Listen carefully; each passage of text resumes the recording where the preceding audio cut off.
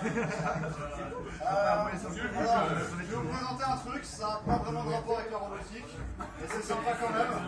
J'espère que ça va vous plaire. Voilà, utilisation de réseau de convolution, deep learning, pour la détection automatique d'objets dans des relevés archéologiques, et plus particulièrement dans la magnétophysique. Alors. C'est quoi? C'est quoi la géophysique? C'est une excellente question. Alors, donc déjà de quoi on va parler? On va parler de géophysique, on va parler de deep learning, on va parler de réseau de convolution, on va parler de ce genre de trucs. Je vais vous dire un peu ce qu'on fait, ce qui a été fait, et pourquoi ce que je fais c'est plutôt pas mal. Bon. Alors, qu'est-ce qu'on cherche à faire? C'est un vieux sujet, la détection automatique. On cherche à détecter automatiquement des objets en fait. Ça se fait aussi, voilà, vous avez sûrement entendu parler pour la détection automatique de visage. Là, ici, on cherche à détecter des objets dans des relevés géophysiques. Donc c'est important pour la recherche, parce que maintenant, il y a beaucoup de systèmes avec beaucoup de cartes. Des GIS, ça s'appelle, des SIG en français, des Geographical Information System. Et il y a beaucoup d'archéologie préventive maintenant, d'archéologie de sauvetage. Et c'est pas mal parce qu'on aimerait bien que ça coûte pas cher, qu'on puisse détecter et qu'on n'ait pas à creuser. Ici, moi je propose un système qui permet de détecter deux grandes classes, donc les anomalies, qui sont en fait des bouts de métal, parce que c'est du magnétisme, qui pètent, qui font un peu de la merde, et des structures qui sont des bâtiments, qui sont des tombes, qui sont plus ou moins n'importe quoi dans le donc l'état de l'art, c'est pas ouf en fait. Avant on faisait avec ça des techniques traditionnelles de computer vision, donc c'est de la construction d'opérateurs mathématiques. C'est très long à produire, ça prend des années, c'est très chiant en fait, et ça marche bien, mais uniquement dans les bonnes conditions, donc c'est-à-dire plus ou moins jamais, c'est-à-dire qu'il faut l'imagerie satellite qui est très jolie, il faut que les objets qu'on cherche à détecter, ils aient la bonne forme, ils n'aient pas vraiment beaucoup de variance, donc c'est pas terrible.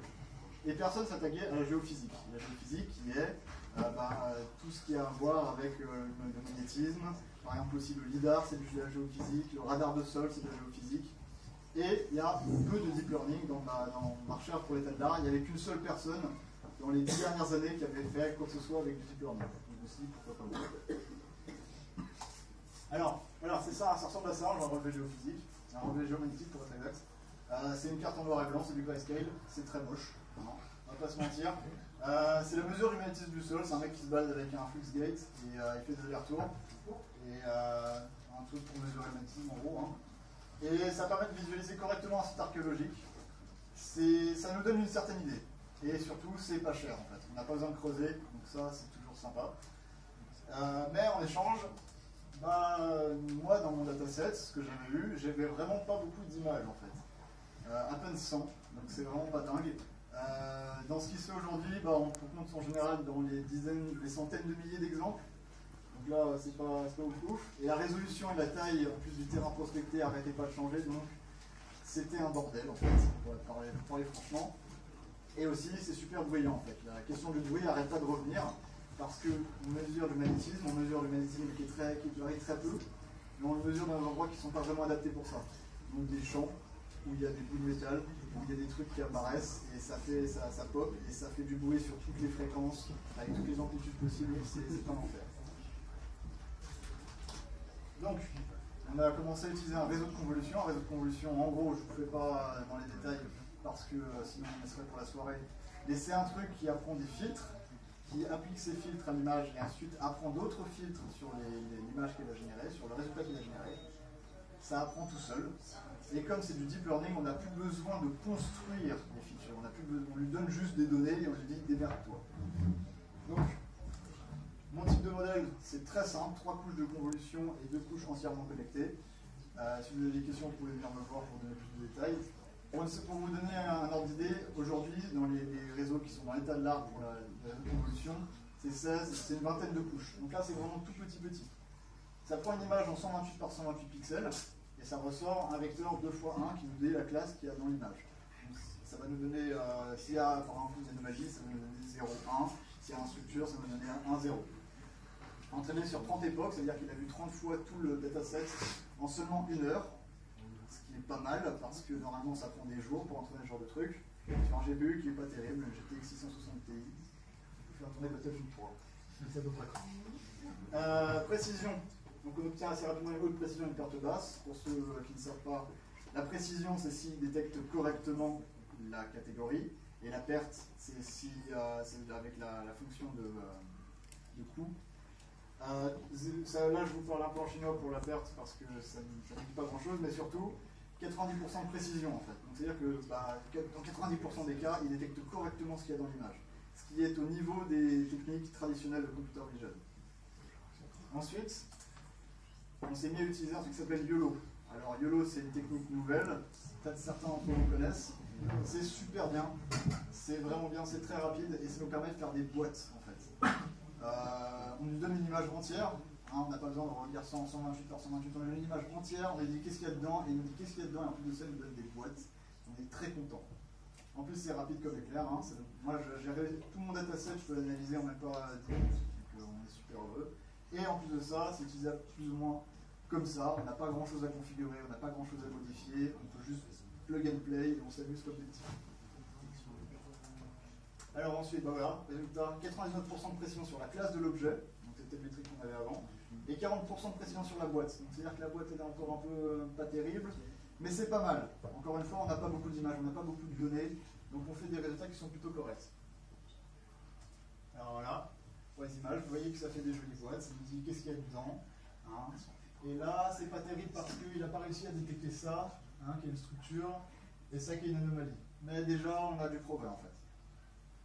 En gros, le deep learning, ça nous permet de construire des modèles avec une intervention humaine limitée. Qu'est-ce que je veux dire par là? C'est que on lui donne des données, on lui dit qu'est-ce qu'on attend, et le modèle se construit lui-même, ce qui est très agréable. Donc précision qui est super, excellente rapidité, ça fait plaisir.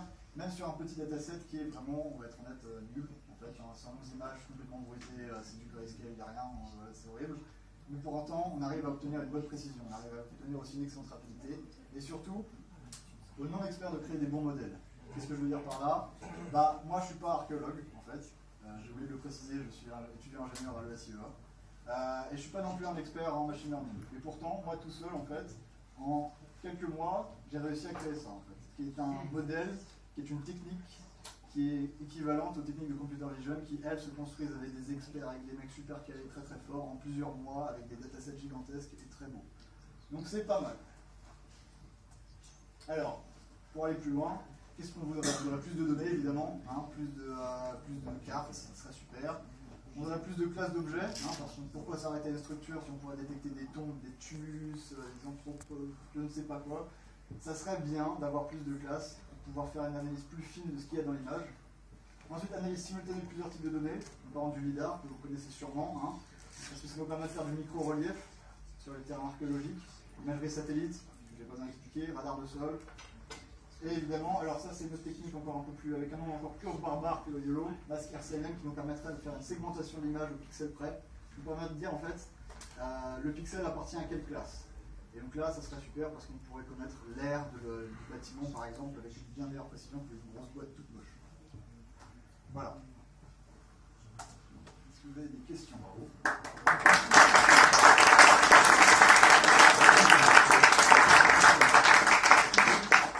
La base de données, tu l'as tirée de ton jeu de données, tu l'as tirée de quoi? Alors, donc en fait, les archéologues sont un peu touchy avec leurs données. Ils n'aiment pas trop les données, ce qui est un peu bizarre, mais c'est pas grave. Du coup, en fait, moi j'ai la chance d'avoir un père qui est archéologue.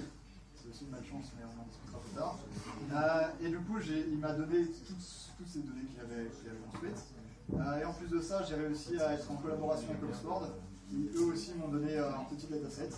Et avec ça, j'ai réussi à gratter pour avoir à peu près une petite centaine d'images. Et comment donc pour ton dataset, tu as dû toi-même faire des pixelages ou oui. Et après, c'est dommage, j'ai... Tu as utilisé quoi comme logiciel pour les pixelages? Alors pour le réseau de convolution tout bête, en fait, ce que j'ai fait, c'est que j'ai déjà séparé l'image. Donc c'est des grandes résolutions, hein. C'est des trucs ça peut faire 5000 x 6000, hein. C'est très gigantesque. Ce que j'ai fait, en fait, c'est que pour le réseau de convolution, ça prend des images de 128 par 128. Donc déjà, j'ai sélectionné... Tu peux mettre ce que tu veux dedans. On peut mettre ce qu'on veut, c'est vrai, mais moi je voulais quelque chose de simple, fonctionnel, de base, je ne pas très bien. Et du coup, j'ai déjà sélectionné la région qui contient un objet, ensuite j'ai fait passer une fenêtre, j'ai coupé ça en carré de 128 par 128. Donc je sais ce qu'il y a dans la région, je vais quitter. Après, pour YOLO, Juste comment l'étiquetage, tu as utilisé un logiciel spécifique pour le faire ou pas? pour la belle image. Mais pour YOLO, oui, c'est de la belle image.